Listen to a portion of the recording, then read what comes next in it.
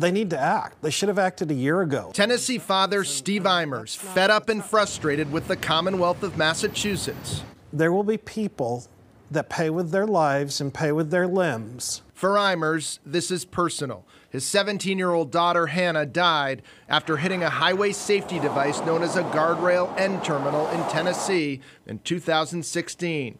Instead of absorbing the impact of the crash like the guardrail end terminal is supposed to do, the guardrail impaled Hannah's vehicle.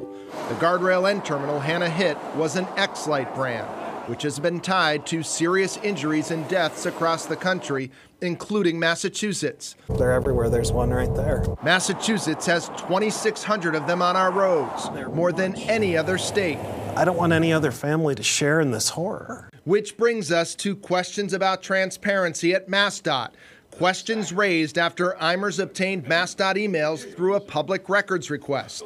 When a van crashed into a guardrail in Barnstable in June, 5 investigates asked MassDOT if the guardrail end terminal was one of the X-Lites.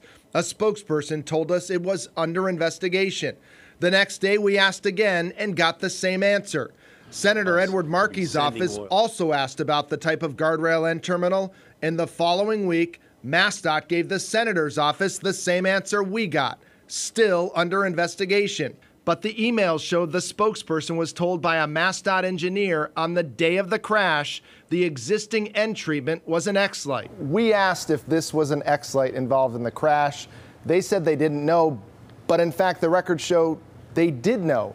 Why do you think they wouldn't tell us? I think that's a question that MassDOT is going to have to answer. Why they want, I don't know. On Wednesday, we tried to get answers from MassDOT's highway administrator, but he wouldn't stop to talk. How are you? I gotta go with these guys. So we want to talk about the X-Lite guardrails? Ridiculous.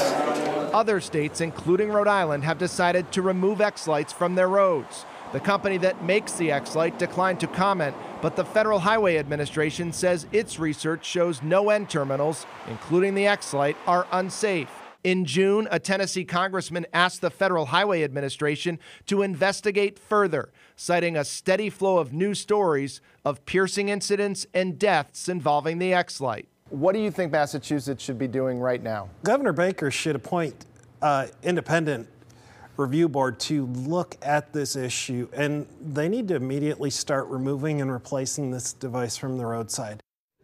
But MassDOT has no plans to do that. It's not installing any new X-Lites, but tells us all guardrail end terminals in Massachusetts adhere to federal safety guidelines. As for the MassDOT engineer's email that clearly states MassDOT knew the Barnstable crash involved an X-Lite, MassDOT is now claiming that was just preliminary information. Mike Bodette, 5 Investigates.